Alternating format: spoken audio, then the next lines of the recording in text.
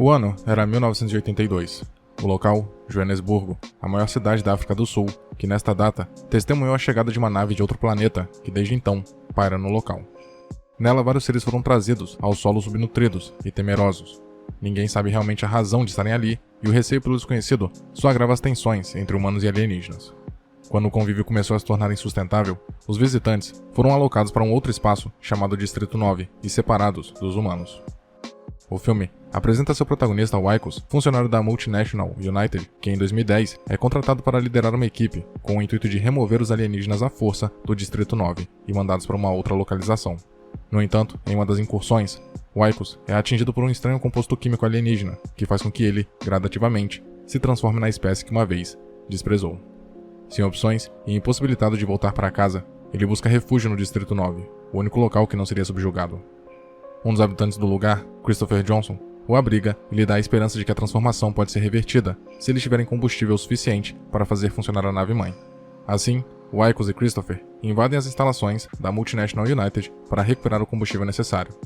A missão é bem sucedida, mas Christopher pretende sair da Terra e retornar em 3 anos para ajudar Wicos. No início, ele fica inconformado, mas depois acaba ajudando Christopher e seu filho a saírem do planeta, mesmo que isso signifique sacrificar sua própria condição humana. Nas cenas finais, vê-se que Wicos se transformou completamente em alienígena, e como último ato que o prende à sua humanidade, manda flores de metal para sua esposa. Distrito 9 é uma ficção científica que conta, de forma alegórica, uma história sobre segregação. O longa, dirigido por Neil Blomkamp, utiliza o gênero cinematográfico para refletir sobre problemas da vida real e discutir a natureza humana no que se refere a como se relacionam com o outro.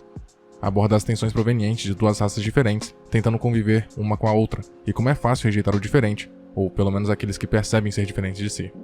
A obra utiliza a estrutura do mockumentary, ou seja, um falso documentário, para dar um tom realista e palpável a uma história que envolve seres de outro planeta vivendo na Terra, além de ajudar a aproximar o público dos personagens. Uma escolha bastante apropriada, uma vez que o filme se baseia em acontecimentos reais ocorridos na África do Sul e que marcaram a história do país. O longa é, portanto, uma alegoria sobre o apartheid.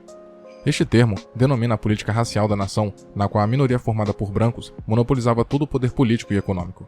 Eles eram os únicos com o direito ao voto, o que facilitava a imposição de sua própria legislação sobre a população negra, que era a maioria no país.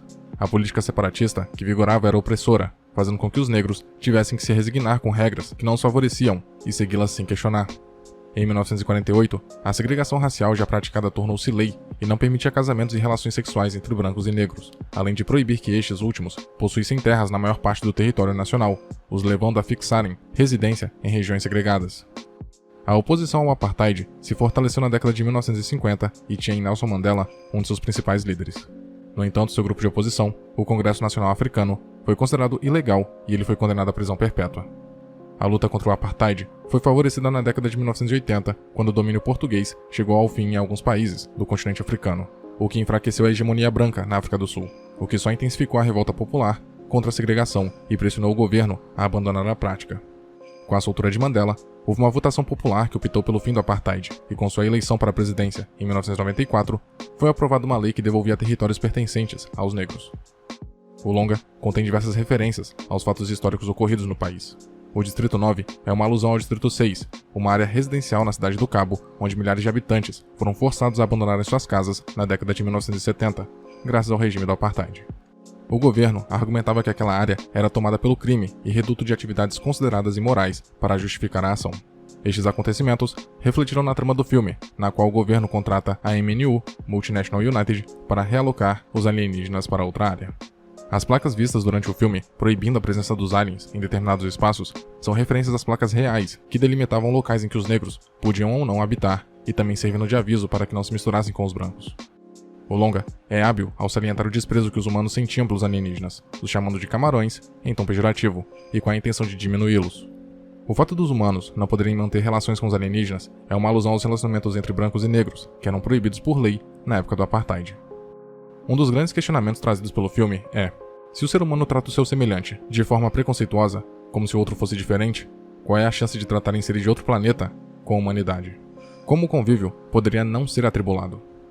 Uma das entrevistadas para o documentário diz que manter todos ali sai caro, um dinheiro que poderia ser investido em outras coisas, ou seja, humanos, mas que pelo menos os alienígenas vivem separados em uma clara demonstração da mentalidade existente durante o apartheid. Não é à toa que a história do filme começa em 1982, uma época em que a política segregacionista ainda vigorava, mas que viu sua hegemonia ser enfraquecida nessa década. Um dos grandes diferenciais do longa é que ele conta com uma equipe criativa formada em sua maioria por sul-africanos, o que dá ao filme uma perspectiva única, uma vez que são nativos contando a história de seu próprio país. Até o diretor, nascido e criado na África do Sul, vivenciou em primeira mão a triste história de sua nação, uma vez que ele veio ao mundo quando o apartheid ainda era legal e cresceu testemunhando as lutas pelo fim desse regime. Ele pôde, portanto, colocar muito de suas próprias experiências na obra. O design de produção é marcante ao evocar a desigualdade social gritante daquela realidade, contrastando os prédios modernos, habitados pelos humanos, com as residências precárias dos alienígenas. Para aumentar o teor realista do filme, foram utilizados barracos reais de uma área pobre de Joanesburgo. O fato de os seres terem uma grande afinidade por comida para gatos pode ser encarado como uma metáfora para o problema da fome da população que mora em bairros pobres do país. Da mesma forma, os laboratórios da MNU são de um branco quase ascético misturado ao cinza, contrastando com o horror que o Wicos está experimentando por ser usado como cobaia humana e ao mesmo tempo acentuando a sua confusão e desespero mediante aquela situação. Os sets utilizados para essas cenas, aliás, foram construídos ao redor de uma instalação chamada Gerotech, que na vida real foi um antigo depósito de armazenamento de armas nucleares do apartheid dos anos 1980. É interessante que as armas dos alienígenas ficam guardadas neste local no filme, o que só o conecta ainda mais com os eventos históricos que o inspiraram. Um dos elementos que diferencia este longa de tantos exemplares do gênero de ficção científica é como encara os seres de outro planeta. É comum vermos produções onde os alienígenas são os vilões que precisam ser combatidos pelos heróicos humanos em filmes, muitas vezes excessivamente ufanistas. Aqui, há uma inteligente crítica à xenofobia, onde os humanos são muitas vezes retratados como intolerantes, violentos e gananciosos. Os alienígenas assumem um caráter antropomorfizado, o que contribui para que o espectador torça por eles. Wicos é um dos personagens mais complexos do longa. Sua jornada de transformação de humano para alienígena é satisfatória, mas ao mesmo tempo tocante e trágica. Possuindo ecos de A Metamorfose, de Franz Kafka, ambas as obras abordam a vida de homens comuns, cujas condições exteriores os tornam párias da sociedade. Por fora, podem ter se transformado em inseto e alienígena, mas por dentro, são humanos, possuindo desejos, medos e são capazes de ter sentimentos. O problema é que ambos estão inseridos em uma sociedade que valoriza, em demasia, a aparência e as características externas em detrimento do interior. Alguns só são capazes de alcançar até onde os olhos podem ver, e essa é uma lição que o Wicos aprende a duras penas. Quando você se transforma naquilo que é visto com desprezo por outros, você não importa mais. Não é possível escolher nascer como alienígena ou humano, assim como o protagonista não escolheu passar pela metamorfose, mas é graças à mesma que ele consegue entender o outro e realmente sentir na pele como aquele sistema não era justo. No início do filme, Wicos mostra o quanto despreza os alienígenas, mas no final aprendeu que não eram tão diferentes quanto imaginava. Uma das mensagens mais importantes que o filme passa é: compreensão pode suscitar união a partir do momento que você não enxerga o outro como diferente de si. Não é preciso se transformar em alienígena para, pelo menos, demonstrar compaixão e respeito pelo próximo. O filme, mesmo que seja ambientado na África do Sul, possui caráter universal e, por conta disso, é uma obra tão forte e relevante. Só quando parar de ver o outro como inimigo é que a humanidade poderá, talvez, evoluir. Muito obrigado por ter chegado até aqui.